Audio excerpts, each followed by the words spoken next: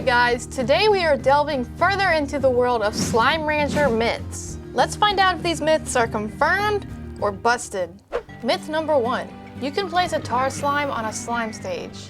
For those that don't know, there's a slime stage you can buy in the shop that allows you to trap helpless slimes for the rest of eternity with no hope of escaping. Tar slimes are the rebels of Slime Rancher and ain't gonna let nobody control them. This is just a ridiculous thing to do in Slime Rancher because nobody would ever really think to do it. They still despawn like normal, so they still ain't allowing nobody to control them. But if you're a hardcore player wanting to get everything done, you might have noticed that this is actually an achievement in the game, which means this myth is confirmed. Myth number 2. Can the turret destroy tar slimes while it's on the slime stage? This actually adds on to our first myth. In my first attempt, it didn't seem to target the tar, but I thought maybe it was just too far away, so I'd have to destroy my drill to place it closer. Sad day. And on the second attempt, the turret actually shot at the tar, making this myth double confirmed. Myth number 3. A phosphor slime will stay alive in daylight as long as you are holding it. Everyone knows that in daylight, phosphor slimes disappear because the sun gives skin cancer and they can't hurt their beautiful, sexy skin. They can only survive in your inventory, in a corral with a solar shield, or in the grotto part of the ranch. But I want to see if a Largo can survive while I hold them in the sun. Or if it'll disappear like Peter Parker getting Thanos while Iron Man watches in disbelief. After about 30 seconds, this happy guy unfortunately disappeared to who knows where. Myth busted. Just for fun, let's see if putting them on the slime stage makes any difference. Nope, still disappeared. Myth number 4. You can get to the tip top of Mochi's floating house. I've actually tried doing this multiple times. I have no idea what anyone would need a floating house in the sky for. Like the damn Fairly Odd Parents in that one episode.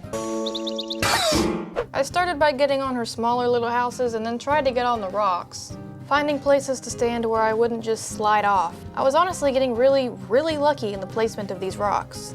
I got up to the middle sections of her house and honestly just kept getting lucky with the rock placement. After this section is when it became pretty risky and difficult. I almost fell to the bottom a couple of times. I decided to fly over to the second building, which made it slightly higher. I would always get stuck and start sliding down the mountain and have to start all over. But after the last episode, I found out you can sacrifice the slimes like Yoshi falling into the deep pits of hell to give yourself a push onto the ledge. Turns out that Mario isn't out. With that in mind, I was able to use slimes to get to the top of another ledge. Most platforms at a certain height stop having a flat hitbox, so you can run rampant all over the place, but luckily this mountain had a flat enough structure to where I could regain my energy and I could fly higher to reach the house. I think this is truly one of the highest points in the entire game. I was actually really surprised I could reach Mochi's house. This seemed like an impossible feat, and I don't think I've ever been this high before.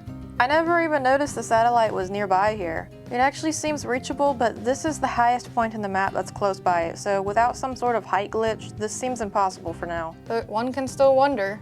Myth confirmed. Myth number 5. You can put fashion pod accessories on tar slimes. Has anyone actually ever tried this? Fashion accessories are available in the shop to put on your slimes for a cool dude papyrus look, regardless of which type or if they're mad. I would think it's possible for tars to have them, considering they are a slime, but it looks like unfortunately they're too far into the demon realm to support cool dude papyrus shades. When I throw the shades on the tars, they kind of just fizzle out like the tars literally burn the life out of them, which is kind of lame. I would have liked to see some shady tars. I feel bad for them, honestly. This myth is busted. Side note, as I was randomly tossing around the rest of these shades, I found these 3 slimes that seemed to be glued together, even after I blasted them. Is that an actual thing, or is something weird going on here? Myth number 6. There are random glitched objects in the Slimeulation that can be blasted for glitch slimes. I've been playing Slime Rancher since 2016 in early access, and I've always loved the Slimeulation since they added it, but hated how slow it was to get glitch slimes. But more recently I noticed some objects placed like this that just didn't belong. So lo and behold, they're actually glitched items that are loaded with glitch slimes. It turns out these beta males were hiding in plain sight, but we're the beta male destroyer, so we must find them all over the place. After searching around, I found that there are multiple variations of these items depending on what area you're in. The indigo quarry is mostly full of these black rocks, while the moss blanket has mushrooms, glowing plants, and fruit trees with the wrong kind of fruit. Some of them actually shake, like you can see here. The dry reef also has trees with the addition of these rocks. This definitely makes the game easier than just collecting slimes individually. And honestly way more enjoyable for me. If anyone else knew about this, then I guess I'm dumb, but this honestly was something I never knew until more recently. Myth confirmed. Myth number 7. You can blast the tar slimes in the Slimeulation with water rather than debug spray. Debug spray can be used to blast glitched objects, glitch slimes, and tar slimes in the Slimeulation. What I'm wondering is if water can work against tars here just as it does in the real world. This also seems self-explanatory, but maybe I'm just dumber than Patrick's pet rock. But it didn't occur to me that the more aggravated tar slimes in the Slimeulation could probably die from water as well. I always had a tough time getting glitch slimes because the tar slimes would be all over them. Then I would have to use my debug spray to kill them, which wasted it completely. I'm happy to say that it actually works in the Slimeulation. No more wasted debug spray for me.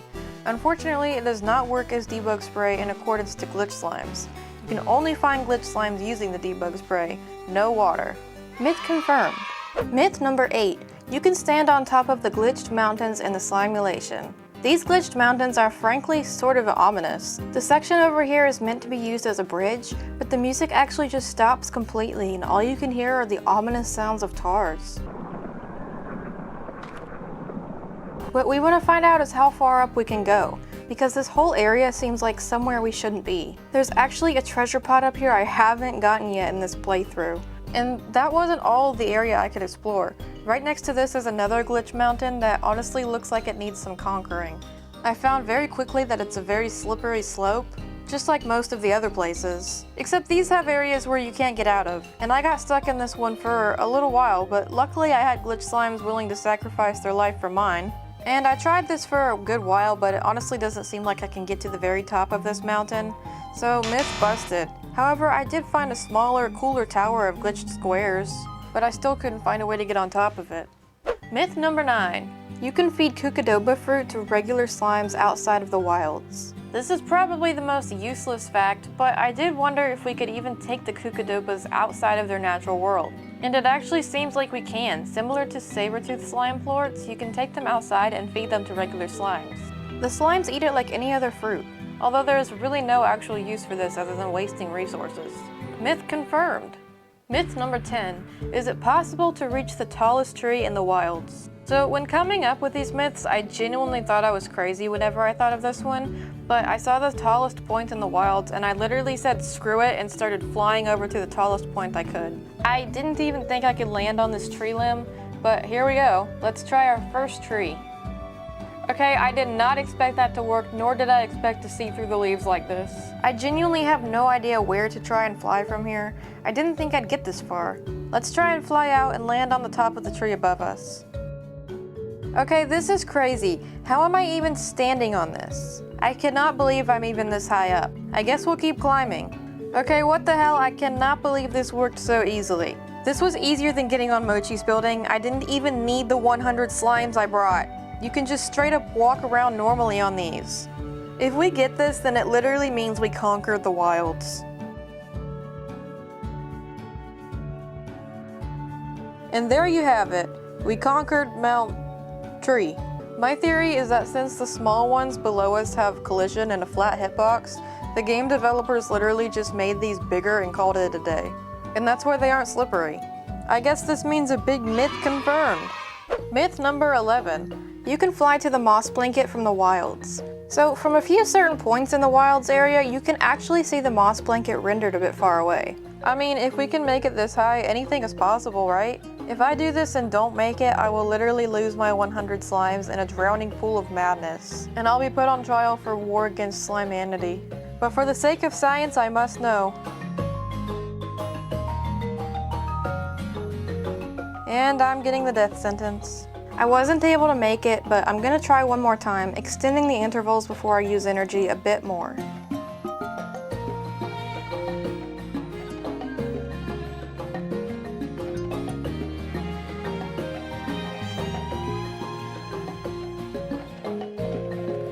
And we're getting really close, but still not close enough.